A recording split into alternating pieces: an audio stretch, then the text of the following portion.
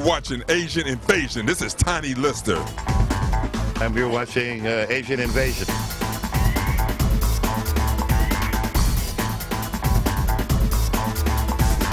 Hi, my name is Ryan Thompson, the cinematographer on Spirit of Mumbai, and you're watching Asian Invasion. Hi, and welcome to Asian Invasion, the one and only place where you get an insider's view of South Asian living in US. That's right, Asad. Here at Asian Invasion, we investigate what's hip and new and bring our findings back to you. We cover global trends in business, art, cinema, and fashion, and introduce you to the fascinating people making it happen. From established icons to fresh rising stars, we speak to the movers and shakers of Los Angeles' South Asian community. And that is not all, Sana. We also talk to the industry experts, market guru from Sony, from Warner Brothers Head, who talk to you and tell you what does actually takes to break the code, break into the Hollywood. So join me as we explore the multifaceted world of Asian Invasion.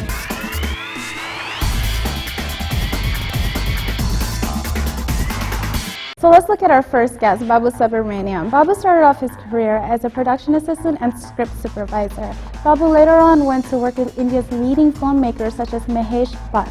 And then he took a transition from Bollywood to Hollywood, where he was involved with major production TV shows such as Star Trek Next Generations, ER, and Outsourced. Let's take a look at Babu.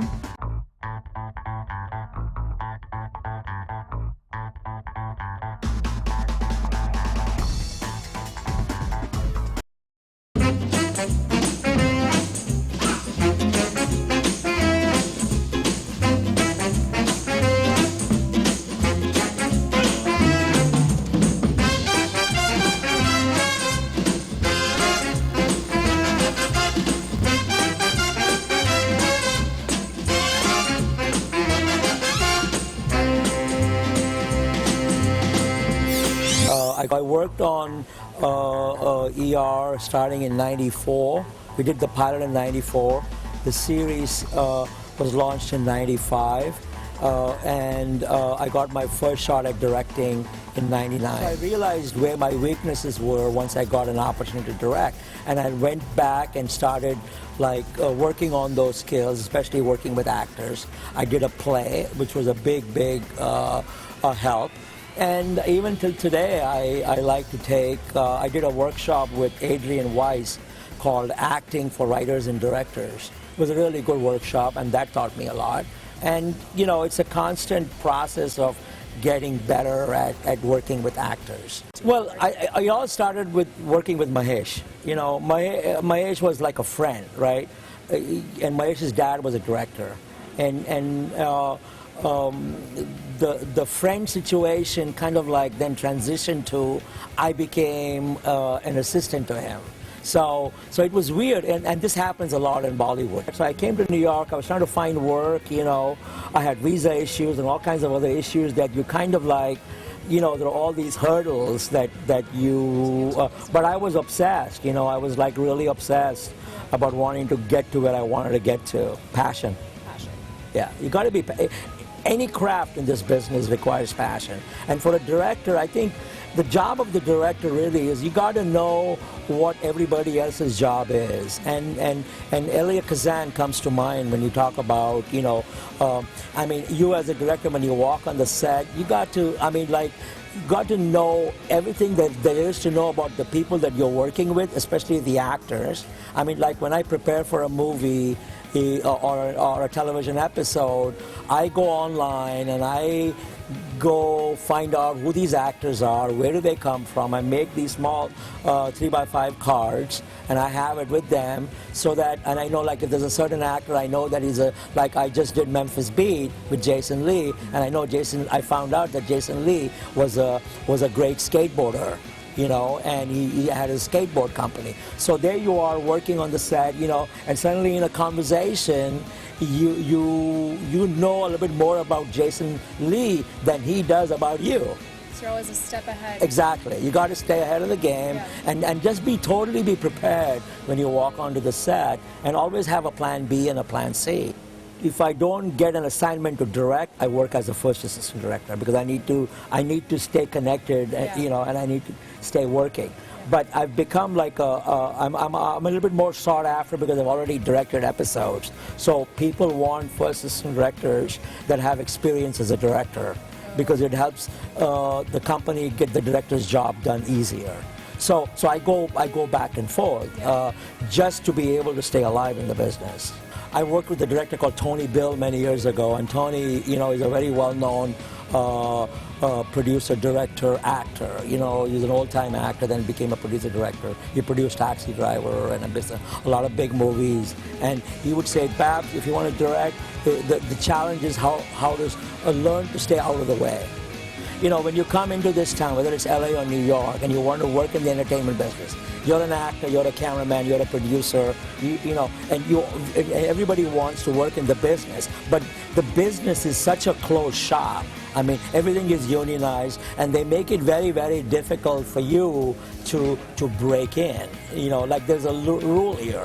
Like if you, actors, I think it's a little easier now. You can still, if you work as an extra on a SAG voucher for 3 days, you become SAG eligible. And I've helped a lot of actors like that. And also try and get an agent and a manager. There's a whole process, but these kinds of hurdles will always exist. So I go back to the passion factor. There's always a way. You have to kind of like really focus yourself on who are the people that are going to open the door for you. Identify those people, and then you strategize. Strategize with emails, phone calls, and dropping in. It's a ritual. Stay connected. Stay connected, but be also be aware that you never want to cross a line. Right. It's a very, very delicate line. You don't have to be too pushy. It was a fun experience. What else can you ask for? I got paid to create the city where I came from in Studio City. And that was like a privilege, it was a real privilege. If you want to break in as a director, I would say, direct some shorts, keep making shorts. The work in this town for directors, whether you're a writer, director, actor, any area of the business is in television. So focus on television. If you are a writer, you write spec scripts for television. If you're a director, it's a little tricky because people that direct in episodic television, either you've done a short, then done a feature, and then you go to an HBO show. Because cable normally is looking for indie film directors to direct episodes. And HBO is a classic example of that. It's just an obsessive level of passion and a desire to tell good stories is what drives that.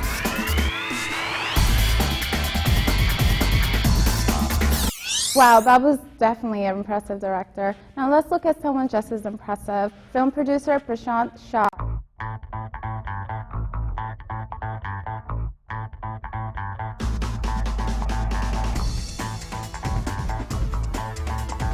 Prashant Shah is currently based out of Hollywood and is responsible for the major films such as Kites, My Name is Khan, and now the blockbuster Ra.One. Let's look at Prashant Shah.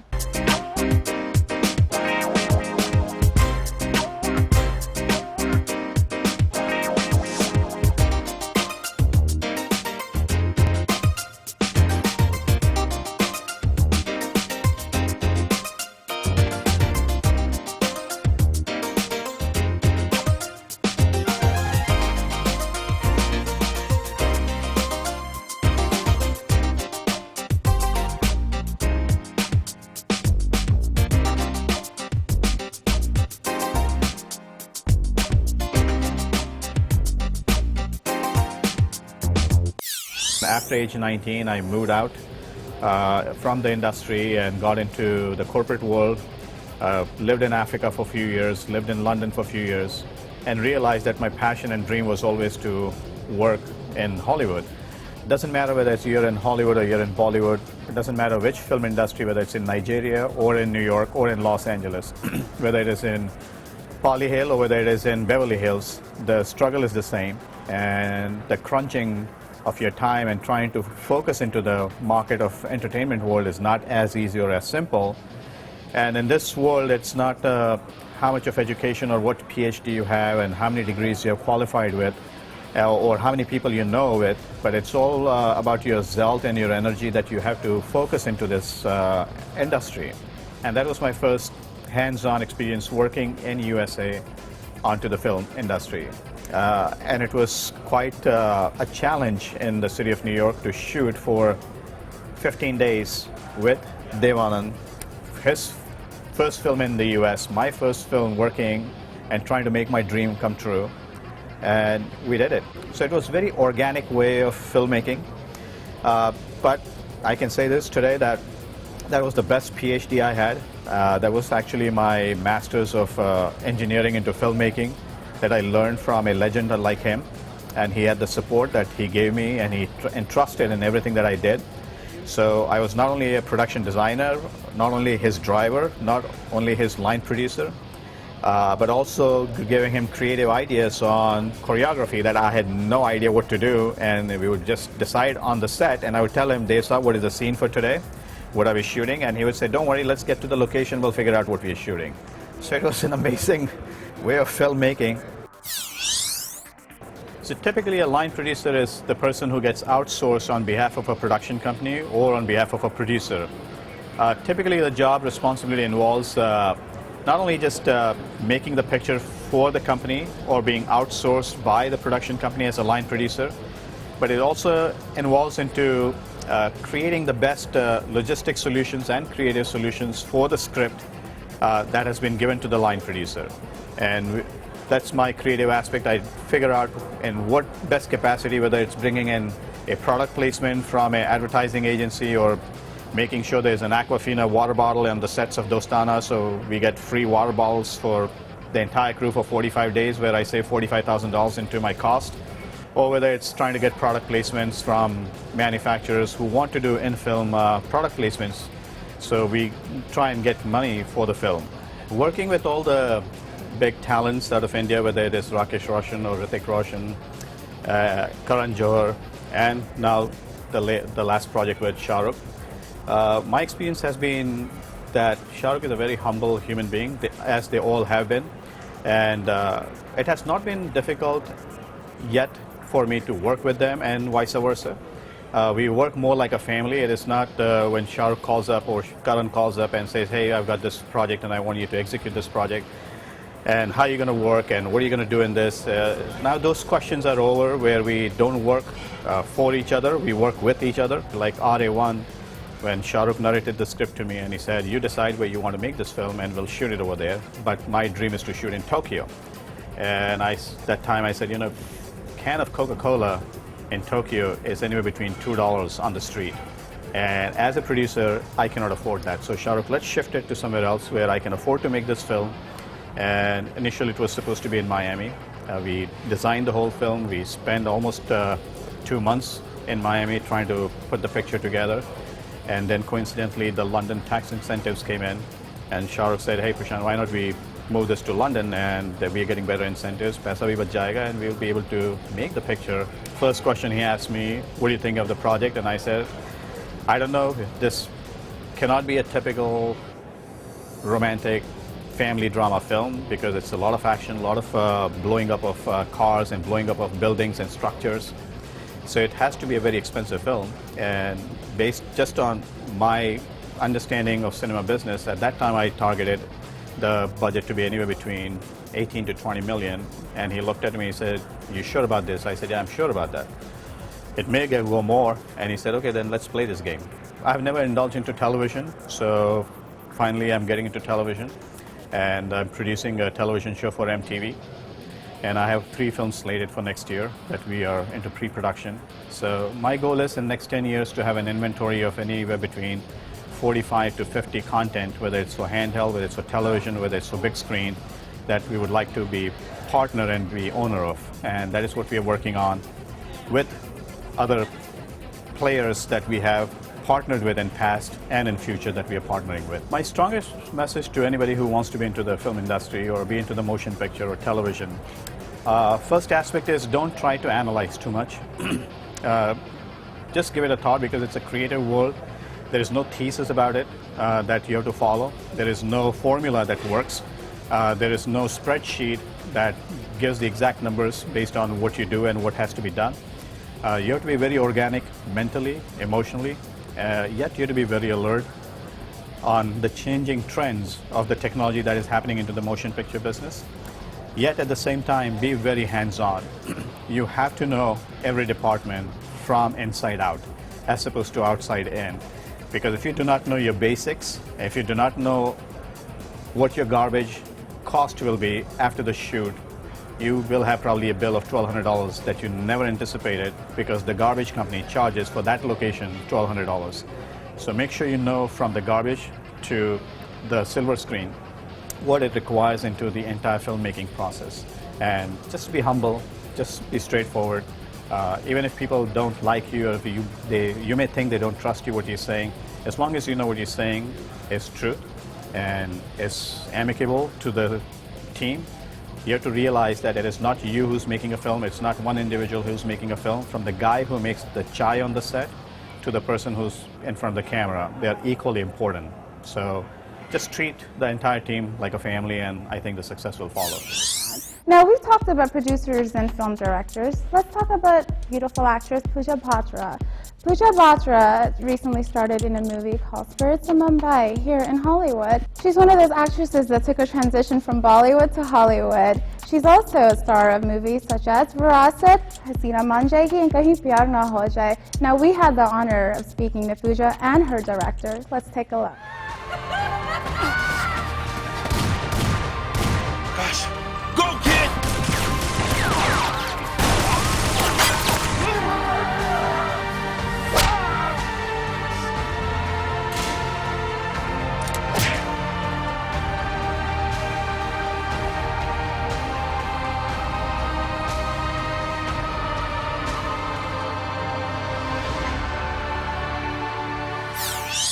She's a great actress. She has very good instincts. She has very good ideas. She actually did some contributions on the script, just some minor ones, some minor changes that really made this movie, for lack of a better term, pop. I play the character of Rani Deol. She's a top Bollywood actress. She comes to America to do some shows, and then she gets kidnapped here in the States. And it was a fun ride for me. I was doing a movie after such a long time. I just enjoyed the whole process from the start to the finish. This is the first time when we're doing I'm doing a collaborative film with an American cast and an Indian cast with, John, the director's American, and, he wrote it. With the entire other actors were American, and except for Ilyas, the lead, Monica, and a couple of other Indian actors, it was a great combination, and the way they put the story together, so this is a unique film.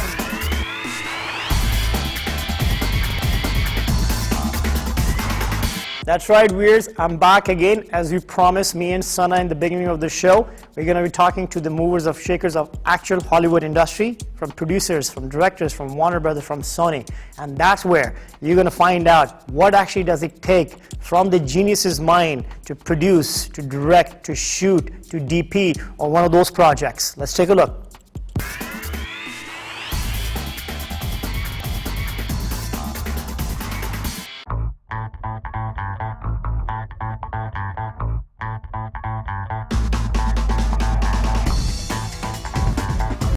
Hi, we are here at the American Film Market in Santa Monica, California, which is one of the largest film markets in the world. We are so fortunate to be here to find out the nitty-gritty details of the glitz and glamour of Hollywood. Well, previously I was the Director of Creative Affairs at MGM Pictures, where I heard more than 3,000 pitches, and I was part of the executive team to help determine which of the thousands of screenplays that were submitted we wanted to buy, produce, and make. And then after 7.5 years with the studio, I started my own consulting firm, Good in a Room, where I help teach people how to pitch more effectively. So what are my 4 do's about pitching? Do lead with genre. This means stating my project is a comedy or my project is a thriller. Name as few main characters as possible. So instead of listing a whole bunch of different characters with different names, just only name the main character and then talk about your other supporting characters by how they relate to that main character. If I go 10 years back, knowing what I know now, what career advice would I give myself going out? And I would say life is long and there's no need to do everything all at once in one really short period of time. I run the Worldwide Motion Picture Group.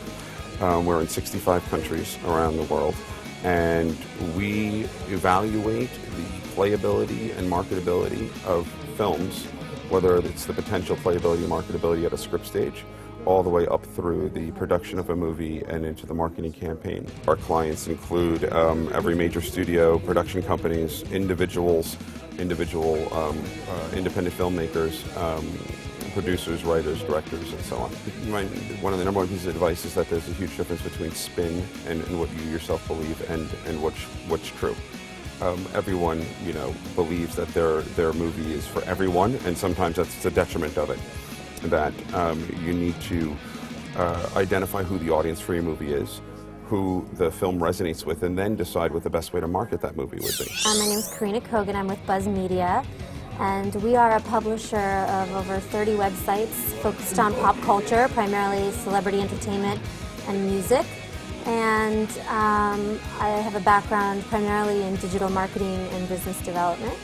Well, if you don't have experience in marketing, I would, one, suggest that you find an expert. We can't all be good at everything, so find someone who you believe is good at marketing, and that was mentioned on the panel. Secondly, I think you should, know your audience, know who it is, be in touch with who it is you think is going to be interested in your film, and don't try and go too far beyond that focus. Know your budget. Obviously, if you're dealing with a big budget or a small budget, at the end of the day, you have a budget. And I think once you are paired with an expert, they can help you think about the most efficient ways to use that budget to deliver the biggest reward, essentially, the biggest bang for your buck. If you don't have budget to do TV commercials or outdoor billboards, the internet is it's real time, it's fast, it gives you feedback right away, and it's obviously less expensive than television advertising, and I think as effective as reaching mass, millions of people.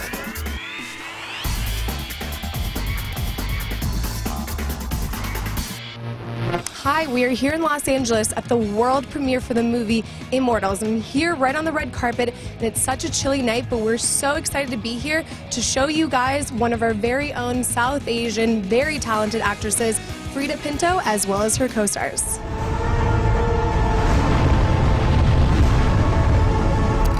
I wanted to do an action-adventure film after doing a personal film like before, and when I got this, I just thought it would be interesting to do action, but not in a comic strip style. So it's kind of what the people at Renaissance Time could have thought about what Theseus did. I took that, added 3D, a little bit of some Indian stuff, and puked it out, and there it is. Freida Pinto. Freida Pinto. Correct, All you need, correct. Freida Pinto. And Harseem, a phenomenal director. Harseem, yes. Yeah. I kept telling him, Harseem, he would say, da-da-da-da. I said, listen, go get me some chicken tandoori and just shut up. No, it was great working with him. He was very prepared. Everybody was working on it years and months before me, so it all worked out really nice. But the moment I met Tarsem and I spoke to him about this film and he explained his vision to me, I knew immediately that was going to be my next film. He's just amazing in terms of how his precision in explaining what he really wants, especially with things that are not really there. There's a lot of imagination that has to be employed. It's just an amazing experience for any actor to have.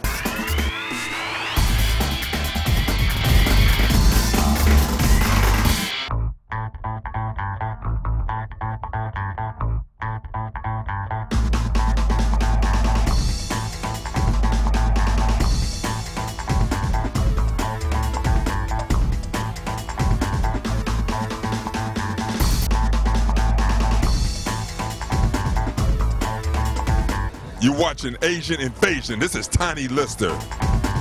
And you're watching Asian Invasion.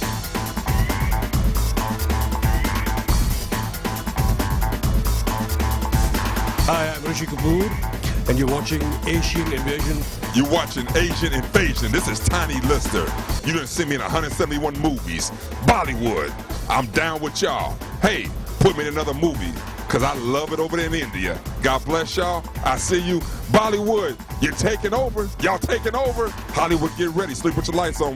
Bollywood done took over. Ah! Wow, Sana, that was quite an impressive group of individuals we had on our show. You know, it is truly inspiring to see South Asian doing so well in so many different areas. What a wonderful start we have. But this is only the beginning. We hope you enjoyed this episode of Asian Invasion, and we look forward to presenting you with more exciting episodes from week to week. So don't forget to join us as we introduce you more talented South Asians who are impacting our world. Get a first-hand look at events and trends that shape not only our Los Angeles community, but our global village as well. And also, I'd like to tell my audience as well, too, it takes a lot of efforts to get this show going, from writing, from producing, from directing, to shooting, and getting into this beautiful studio what we have. And I'd like to especially thank Irfan, who's helping us out for the studios, my family and my friends who's getting this going. So we're working hard to get this show for you guys, where we introduce you all these interesting South Asians who are doing amazing work. So I want you to send us an email and then tell us your feedback. How can we improve our show? At info@asianinvasion.tv or our website www.asianinvasion.tv. We hope you enjoyed this episode of Asian Invasion, and we look forward to presenting you with more exciting episodes week after week. So don't forget to tune us next week to watch Asian Invasion.